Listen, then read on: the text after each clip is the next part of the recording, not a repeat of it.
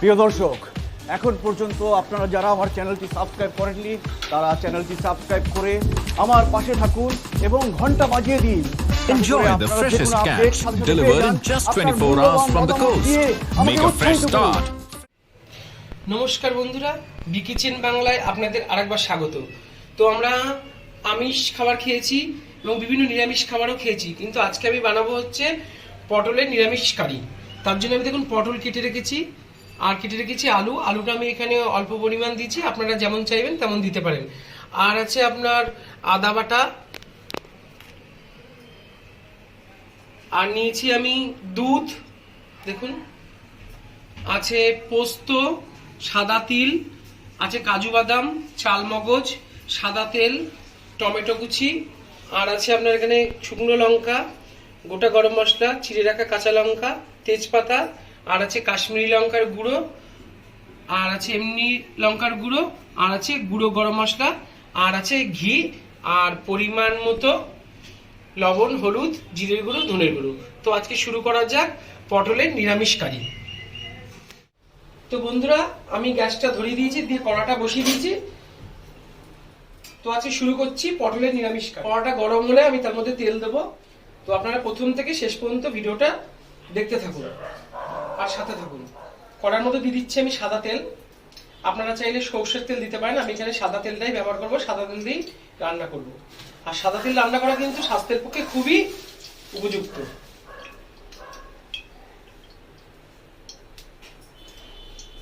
একটু বেশি পরিমাণে তেল দিয়েছি, কারণ পটল ভাজতে একটু তেলের দরকার হয়।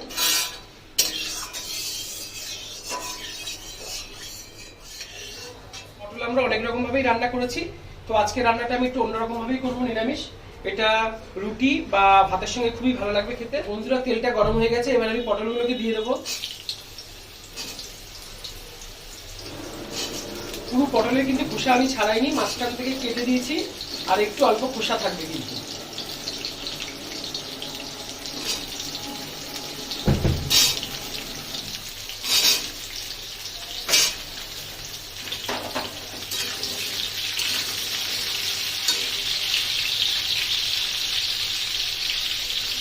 দিয়ে দেবো সামান্য পরিমাণ লবণ। পটল ভাজতে একটু সময় লাগে, কারণ এখান থেকে পটল থেকে একটু জল ছাড়ে, তার জন্য একটু সময় লাগবে ভাজতে। তো অনেকটা পটলটা ভাজা হয়ে গেছে, এবারে দিয়ে দেবো আমি একটু হলুদ দিয়ে আরো কিছুক্ষণ ভেজে নেবো পটলটা। তো বন্ধুরা, আমার পটলটা ভাজা হয়ে গেছে, এবারে আমি তুলে নেবো।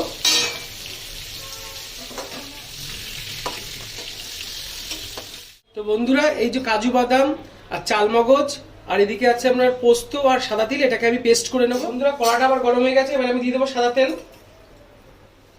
আগে পটলটাকে ভেজে নিয়েছি, এবার আমি আলুটাকে ভাজবো। তো আমি একটু বেশি পরিমাণে সাদা তেলটা দিয়েছি, এটা আলুটা ভেজে নেবো। ভেজে এর মধ্যেই আমি মশলাটাকে কষাবো।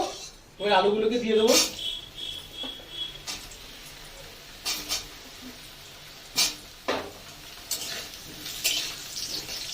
আলুতে একটু সামান্য পরিমাণ লবণ দেবো,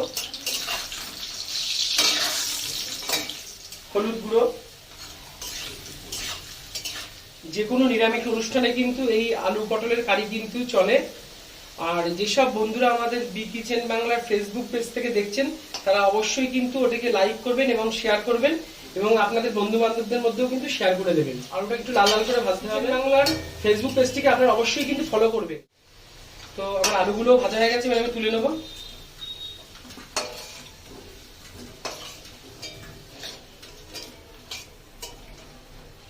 এবারে দিয়ে দেবো সামান্য পরিমাণ চিনি, সাদা জিরে, ফোড়নের জন্য আমি সাদা জিরে ব্যবহার করেছি। দিয়ে দেবো গোটা গরম মশলা, দুটো শুকনো লঙ্কা ছিঁড়ে দেবো। এই সময় কিন্তু গ্যাসটা একদম লো ফ্লেমে থাকবে। দিয়ে দেবো টমেটো। গ্যাসটা লো ফ্লেমে রেখে কিন্তু আমাকে মশলাটা কষাতে হবে, নইলে কিন্তু পুড়ে যাবে। দিয়ে দেবো 1 চামচ আদা বাটা,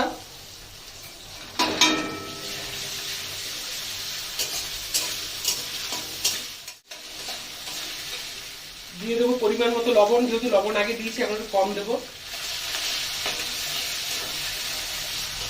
এবারে দিয়ে দেবো কাশ্মীরি লঙ্কা ও লঙ্কার গুঁড়ো। আমি কাশ্মীরি লঙ্কার গুঁড়ো আর লঙ্কার গুঁড়োটা দিয়ে দিলাম। দেবো ধনের গুঁড়ো 1 চামচ, জিরের গুঁড়ো 1 চামচ,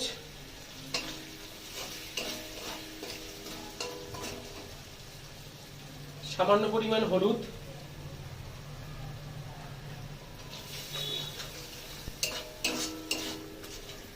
আর দিয়ে দেবো এবারে পেস্ট করে রাখা কাজু বাদাম, তিল, আর আছে আপনার পোস্ত, এটাকে আমি পেস্ট করে নিয়েছি, এবার এটাকে দিয়ে দেবো।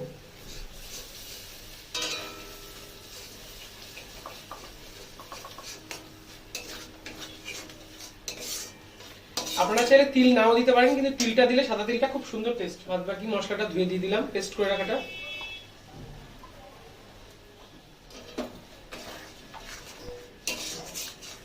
এবার এটাকে ভালো করে কষাতে হবে।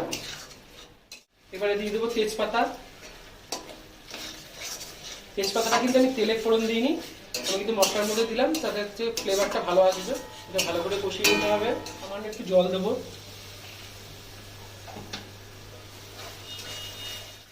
মশলা থেকে তেল ছেড়ে দিয়েছে, এবার আমি আলু পটলগুলো দিয়ে দেবো।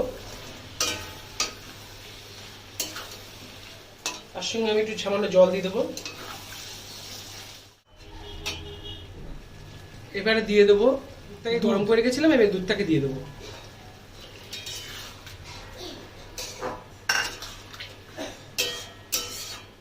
এবার দুধ দিয়ে কিছুক্ষণ এটাকে কষাতে হবে। এবার কিছুক্ষণ গ্যাসটা জোরে রেখে এটাকে আমি ফুটিয়ে নেবো 2 মিনিটের জন্য ঢেকে। এবার আমি ঢাকনাটা খুলে দেবো। ফুটে উঠেছে, এবার আমি ছিঁড়ে রাখা কাঁচা লঙ্কাগুলোকে দিয়ে দেবো।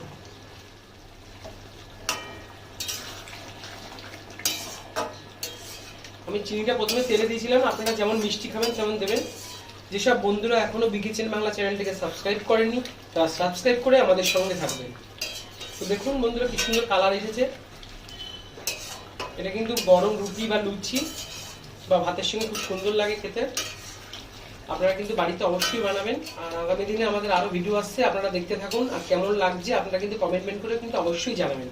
আর যেসব বন্ধুরা কিন্তু এখনো সাবস্ক্রাইব করেনি বিকিচেন বাংলাটিকে, তারা কিন্তু অবশ্যই সাবস্ক্রাইব করবেন আর আমাদের সাথে। আমাদের দেশ স্বাধীন হয়েছে কিন্তু 75 বছর হতে চলেছে। সেই উপলক্ষে আগামী আগস্ট মাস থেকে আমরা প্রতিদিন ভিডিও নিয়ে আসতে চলেছি আপনাদের সামনে, নতুনত্ব ধরনের, ঠিক বিকেল 4টে। আপনারা কিন্তু লক্ষ্য রাখুন। এবারে এটাকে আমি ঢেকে দেবো, দিয়ে গ্যাসটাকে কমিয়ে দেবো। এবার ঢাকনাটা খুলে দেবো। গ্যাসটা কমিয়ে দিয়েছিলাম, দেখুন তেল ছেড়েছে কত সুন্দর, আর কষানো হয়ে গেছে। এবার একটু গ্যাসটাকে জোরে করে দিলাম, দিয়ে আর একটু কষিয়ে নেবো। আমার আলু পটল প্রায় সেদ্ধ হয়ে এসছে। এটা আমিষও বানানো যায় পেঁয়াজ রসুন দিয়ে, কিন্তু আমি পুরো এটা সম্পূর্ণ নিরামিষভাবে বানিয়েছি।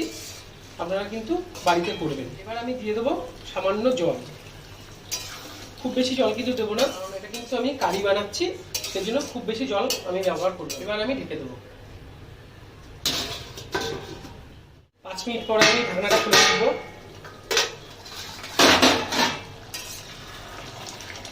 আলু পটল সব সেদ্ধ হয়ে গেছে। দিয়ে দেবো 1 চামচ ঘি।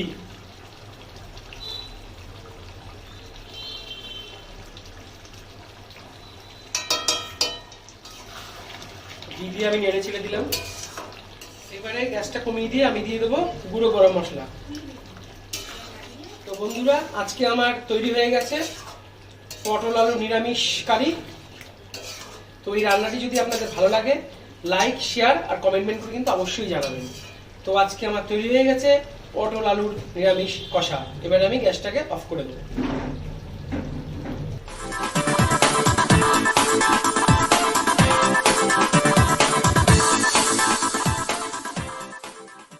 প্রিয় দর্শক, আমি যখন দর্শক রহস্যের শুরু কিন্তু সেখানে দেখতে হলে চোখ রাখুন। ডিয়ার ভিউয়ার্স, জানতে হলে চোখ রাখুন আমার চ্যানেলে, সাবস্ক্রাইব করুন, লাইক কমেন্ট করে বন্ধুদের মাঝে ছড়িয়ে দিন।